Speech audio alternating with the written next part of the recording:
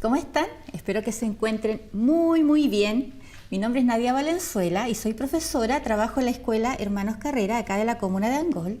Y espero que estén tomando todos los resguardos en su casa acerca de este problema que tenemos con la pandemia mundial y cuidarse del coronavirus.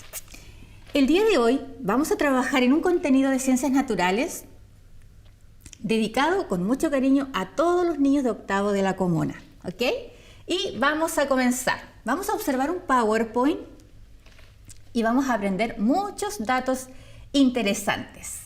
El objetivo que vamos a trabajar el día de hoy dice explicar que los modelos de la célula han evolucionado sobre la base de evidencias como las aportadas por científicos como Hooke, Leeuwenhoek, Virchow, Sladen y Schwann.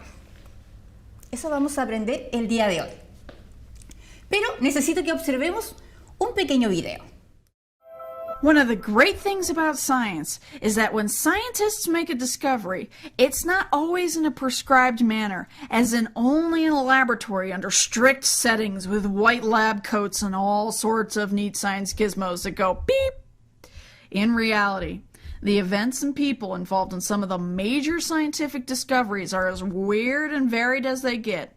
My case in point, the weird history of the cell theory. There are three parts to the cell theory. 1. All organisms are composed of one or more cells. 2. The cell is the basic unit of structure and organization in organisms. And 3.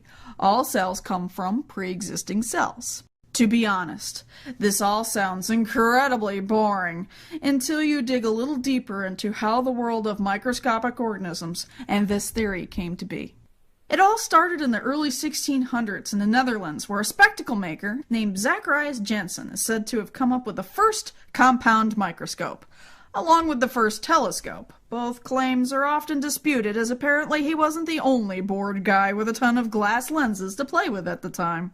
Despite this, the microscope soon became a hot item that every naturalist or scientist at the time wanted to play with, making it much like the iPad of its day. One such person was a fellow Dutchman by the name of Anton van Leeuwenhoek, who heard about these microscope doohickeys, and instead of going out and buying one, he decided to make his own. And it was a strange little contraption indeed, as it looked more like a tiny paddle the size of a sunglass lens. If he had stuck two together, it probably would have made a wicked set of sunglasses that you couldn't see much out of. Anywho, once Leeuwenhoek had his microscope ready, he went to town looking at anything and everything he could with them, including the gunk on his teeth.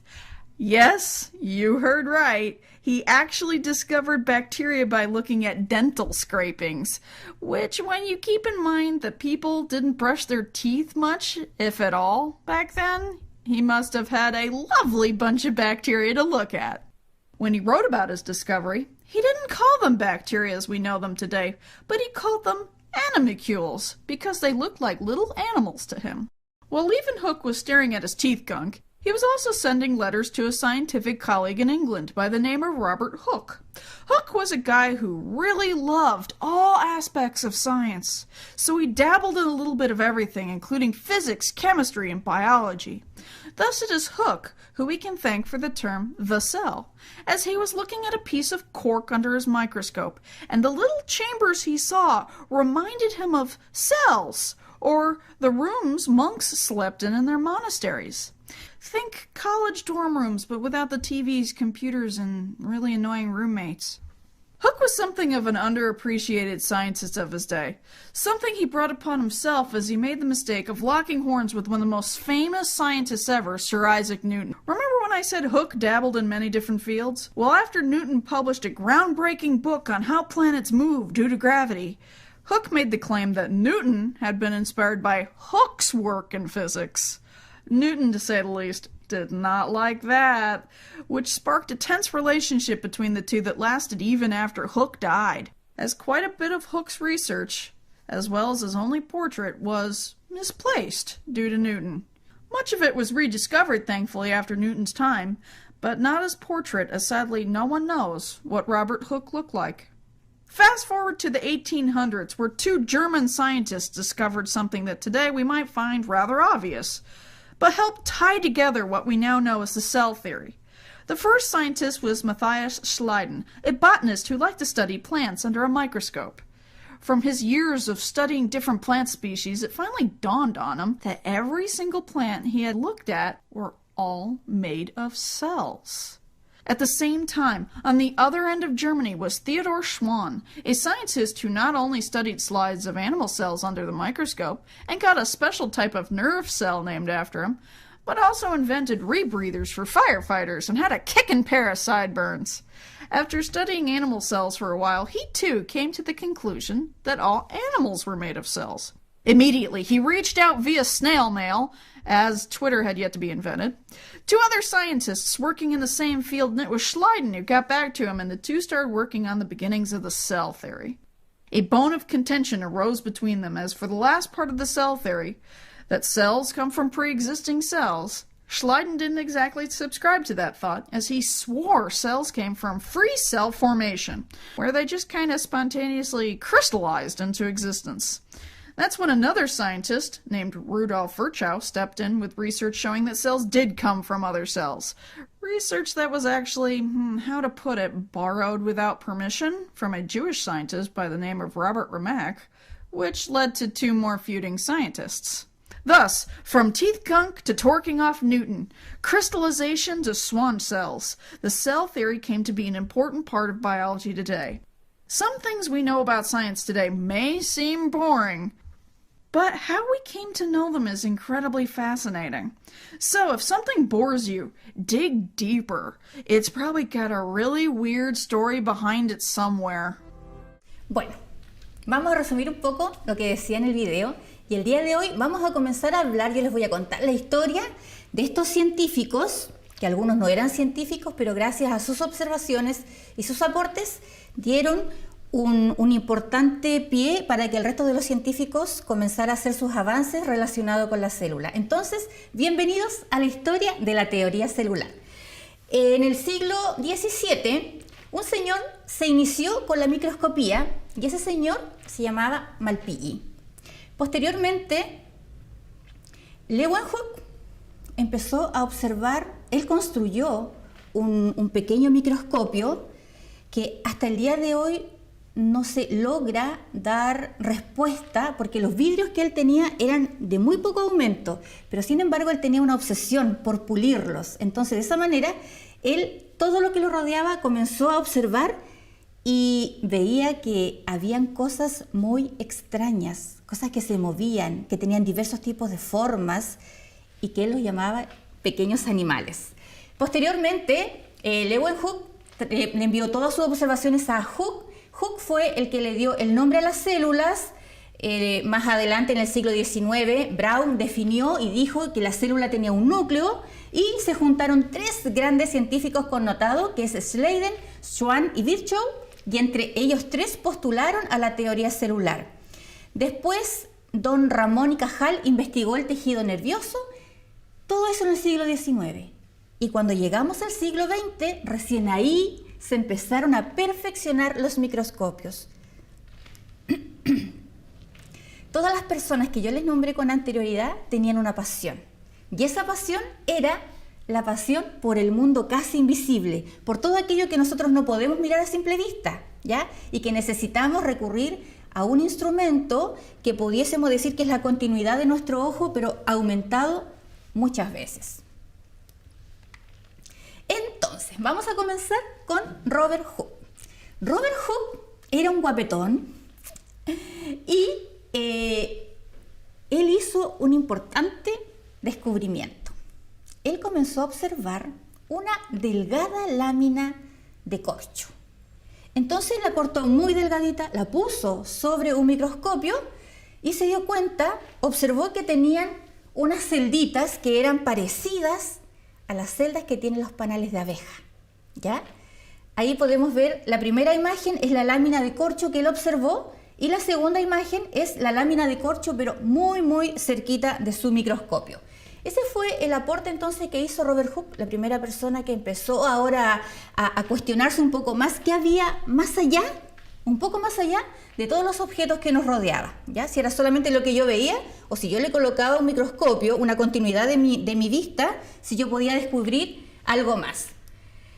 Posteriormente, este señor, Antoine Leeuwenhoek, empezó a construir pequeños microscopios y este fue la primera persona, pudiésemos decir, porque él no era científico. Él, chiquillos, era un vendedor de telas, ¿ya? Y Robert Hooke era una persona que quedó huérfano desde muy chiquitito.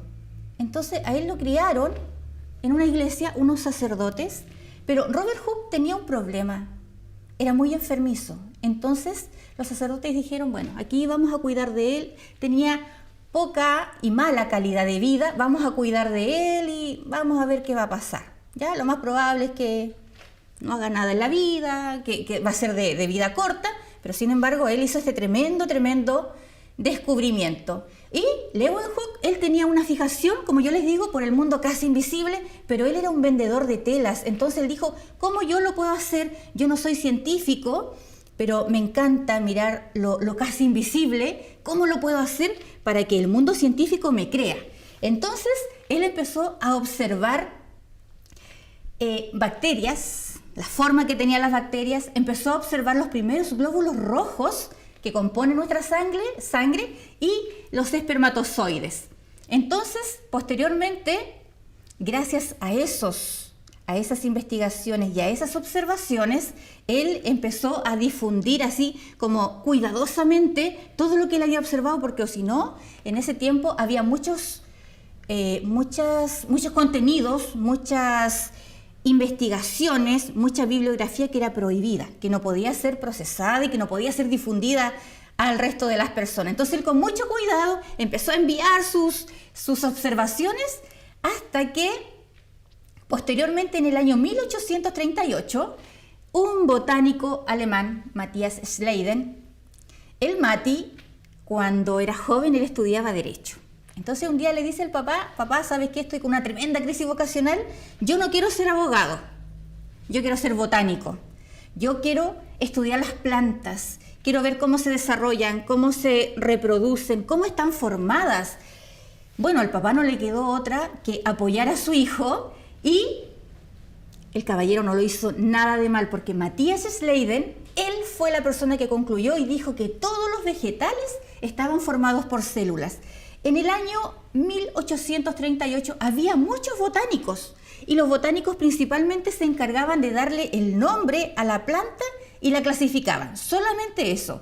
Y llega el Mati, llega con un microscopio y él ahora se pone a observar un poco más allá de las hojas, un poco más allá de las raíces, un poco más allá del fruto y logró enganchar, pudiésemos decir, a todos los científicos con aquel mundo microscópico que él había descubierto. Entonces, con todas las personas que hemos nombrado, se sentaron las bases científicas para que se pudiese hacer los primeros postulados de la teoría celular. En el año 1855, un cirujano alemán de apellido Virchow, él estaba estudiando cómo las enfermedades afectaban el organismo de las personas y él llegó a la siguiente conclusión. Él dijo que las células deben ser consideradas como unidades metabólicas y fue la primera persona que dijo que la célula provenía de otra célula.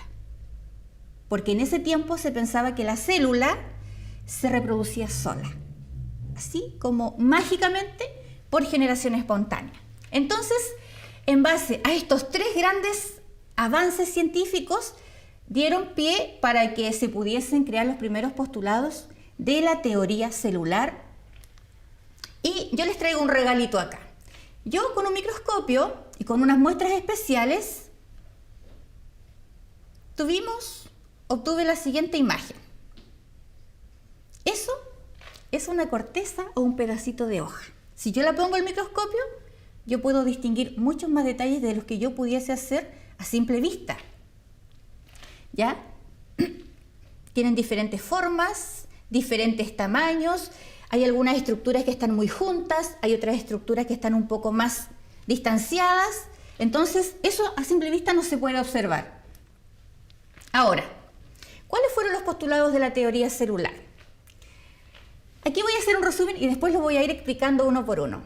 La célula dice el primer postulado, es la unidad estructural de todos los seres vivos. Absolutamente todos los seres vivos que nos rodean estamos formados, incluso nosotros, estamos formados por algo que es microscópico.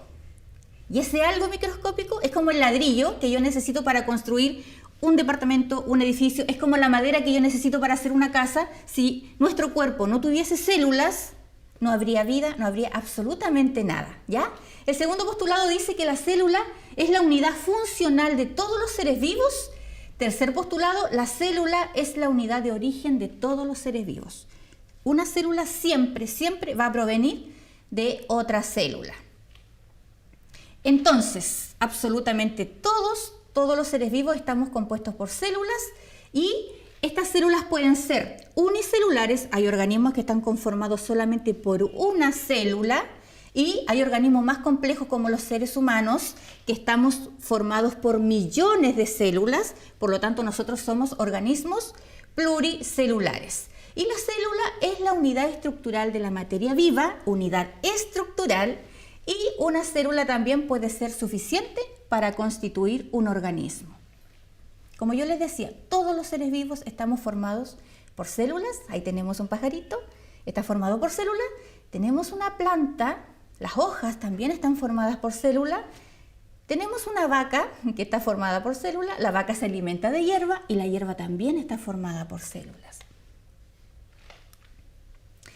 Todos los seres vivos se originan a través de las células y la célula no surge de manera espontánea, sino que todas las células provienen desde otra célula. Eso costó mucho que los científicos lograran comprenderlo, porque ellos pensaban que se reproducía así por generación espontánea, que de la nada salía una célula y comenzaba a dar forma a un ser vivo. Absolutamente todas las funciones vitales giran en torno a las células o su contacto inmediato. La célula es la unidad fisiológica de la vida y cada célula es un sistema abierto que intercambia materia con el medio. Ahí podemos observar entonces una imagen también de una célula vista a un microscopio y obviamente agrandada millones de veces. Y vamos a seguir con este regalo que yo les dije que tenía, un muestrario histológico, que son unas muestras especializadas que se hacen en laboratorios para que posteriormente sean puestas en un microscopio, ¿ya? Ahí tengo la corteza de un pedacito de trozo de pino. Podemos ver diferente orden en las estructuras, diferentes tamaños, estructuras que se orientan de manera horizontal, otras que se orientan de manera vertical. Por arribita vemos un tipo de agrupación de células, abajo se distienden un poquitito más y abajo podemos ver en la parte final que las células están muy unidas. ¿Se habían imaginado ustedes que un pedacito de tronco de pino podía ser así? Esa es la magia de ocupar un microscopio y es la magia de tener pasión por este mundo casi desconocido. A ver, miren, esa maravilla, esa obra de arte, es un pedacito del párpado de una abeja. Párpado. La parte superior del ojito de la abeja, con unos detalles maravillosos que uno a simple vista obviamente no puede observar. Se observan diferentes tonalidades, diferentes formas, se observan algunas vellosidades con mucho detalle. Párpado de la abeja entonces. Y eso también es un tallo de una flor. El anterior que yo les mostré era como la parte superior de la hoja, ¿ya? Esta es la parte de abajo de la hoja, la parte más gruesa. Diferentes tonalidades, diferentes formas, distintas agrupaciones. Y esa maravilla, esa sí que es una obra de arte, pero no es de Picasso ni de Van Gogh. Es un pedacito de piel de frutilla, chiquillos. Miren qué cosa más maravillosa. Y eso también está formado por células, por millones y millones de células. Si esto yo lo coloco en una galería de arte, lo más probable es que la gente diga, oh, ¿quién hizo esa pintura? Pero no es pintura, es parte de nuestra naturaleza y esa obra se obtuvo entonces vista a través de un microscopio. ¿Y eso? ¿Qué será eso, chiquillos? Esa es la patita de una langosta.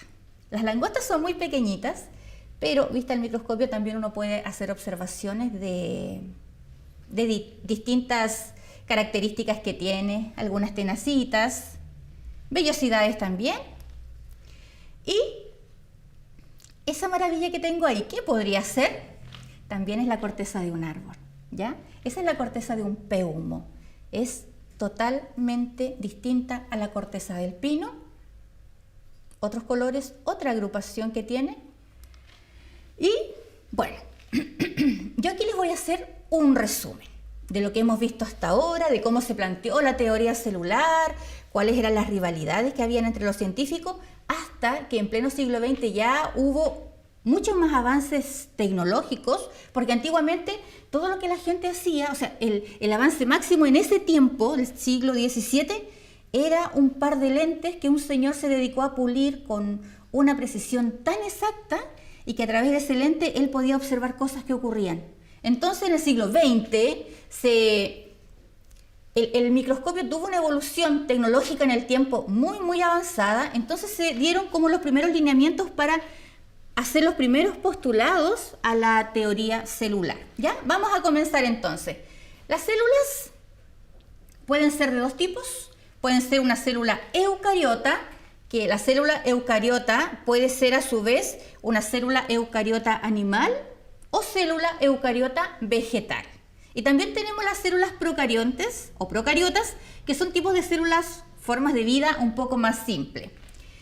¿Qué hace una célula? Esa es la pregunta del millón. ¿Para qué sirve una célula? La célula, chiquillo, hace y cumple funciones vitales para el ser humano o para la vida. Principalmente funciones que están relacionadas con la nutrición, con la reproducción y con la relación, cómo se relacionan unas con otras. Las células también se reproducen, ¿ya? Pero hay dos tipos de reproducción celular. Una de esas etapas es la citocinesis, que la vamos a ver más adelante, y otra etapa de reproducción de la célula es la mitosis. Ahora, la célula, una vez que yo tengo una célula, ¿qué ocurre? ¿Qué pasa? ¿Cómo esa célula logra convertirse en un individuo, en un organismo, en un sistema? La célula se ordena. Aquí nada es al azar. En la ciencia no se acepta el desorden. Entonces, célula se forma, se agrupan las células especializadas, se forma un tejido. Después de un tejido se agrupan las células nuevamente, forman órganos. Los órganos forman sistema reproductor, digestivo, respiratorio, y ese sistema da origen a un organismo pluricelular, como nosotros, como ustedes. Por lo tanto, somos organismos complejos, ¿ya? Al estar compuestos y formados por millones y millones y millones de células, eso a nosotros nos permite que podamos respirar, que podamos alimentarnos, que podamos desarrollar muchas actividades en el día. Y la célula tiene algunas partes que las vamos a ver con mayor detención la próxima clase, pero a modo de introducción yo les quiero contar lo siguiente. La célula tiene una estructura, ¿ya? La célula tiene una estructura, tiene una membrana plasmática, tiene un citoplasma y tiene un núcleo. La parte de la membrana plasmática es lo que se encuentra más afuera, el citoplasma es lo que está más interno y el núcleo es lo que está todavía muy adentro. Si yo comparo una célula con un huevito, el núcleo sería la yema de mi huevo, el citoplasma sería la clara del huevito y la membrana plasmática sería la cáscara del huevo. Es la que la contiene, la que le da forma. En el núcleo, pudiésemos decir así, bueno, el huevo es una célula animal y es una de las células más grandes que existen en todo este sistema. Adentro del núcleo, imaginémonos este huevito, se encuentra algo que se llama el ADN, ácido desoxirribonucleico, en donde ahí va toda la información genética que tenemos los seres humanos, ¿ya? Y que esa la heredamos de nuestros padres, el color de ojo, color de pelo, la estatura, quizás algún tipo de enfermedad que tenían nuestros papás y que fue heredándose en el tiempo, ¿ya? La célula entonces también define la unidad estructural, tiene forma variable y siempre es microscópica. Es decir, yo para poder observar una célula necesito un microscopio, pero así de última generación, porque de lo contrario, chiquillos, yo no voy a poder observar nada. Nosotros, nuestro pelo, nuestra cara, nuestro ojo, nuestras manos, nuestras uñas, nuestros dientes están formados por células. Y ahí tenemos ya una imagen un poco más clarificada de los tipos de células. La procariota es una célula muy simple, es una célula primitiva, es muy pequeñita y principalmente está presente en las bacterias. Y la célula eucariota es la célula más compleja, más evolucionada, que está presente en el reino animal, en el reino vegetal, y dijimos que la célula eucariota se divide en célula vegetal y en célula animal. Hay algunos componentes de la célula que a nosotros nos diferencia de los vegetales, ¿ya? Y hay algunos componentes que compartimos, algunas estructuras de la célula vegetal se comparten con la célula animal. Chiquillos, yo les quiero plantear un desafío. Como estamos hablando de la célula, vamos a hacer un trabajo de imaginación y me gustaría que cuando ustedes estén mirando este video, desarrollen esta actividad como para crear un poquitito más, trabajar la imaginación. Ustedes se van a imaginar que ustedes son esa célula microscópica que estaba oculta del mundo, saltando por todos lados, y que Robert Hooke observó por primera vez adentro de esa lámina de corcho. ¿Ya? Entonces, ustedes son la célula microscópica de corcho que observó Robert Hooke la primera vez que parte la lámina observa. Usted estaba ahí adentro. ¿Qué sentiría? Siendo observado por una persona que le está colocando unos lentes potentes arriba. ¿Qué haría usted como célula? ¿Qué le diría a Robert Hooke? Entonces su cuaderno usted me va a hacer un simple relato. Y de verdad, chiquillos, me encantaría leerlos. Y este relato tiene que comenzar así. Si yo fuera célula, y ahí usted coloque su imaginación, lo que usted quiera, lo que usted se imagine, pero abordando las 3 preguntas. ¿Qué sentiría cuando fue la primera vez que a usted lo observaron? Usted era una célula de una lámina de corcho, lo observaron. ¿Qué sentiría usted? ¿Qué haría al sentirse descubierto? ¿Y qué le diría este señor a Robert Hooke? ¿Ya? Entonces el relato debe comenzar. Si yo fuera célula, y me encantaría de verdad leer esos relatos. Entonces que comience la aventura, chiquillos. ¿Ya? Y nos vemos la próxima clase. Muchas gracias por la atención, muchas gracias por el empeño, muchas gracias por la motivación. Nosotros seguimos haciendo ciencia, seguimos educando. Estamos en tiempos extraños, en tiempos difíciles, pero gracias a todos los avances de la tecnología, entonces los contenidos ahora están llegando a la casa, a cada uno de ustedes. Entonces pónganle mucho empeño, chiquillos, y de verdad espero su relato. Nos vemos en una próxima oportunidad. Chao.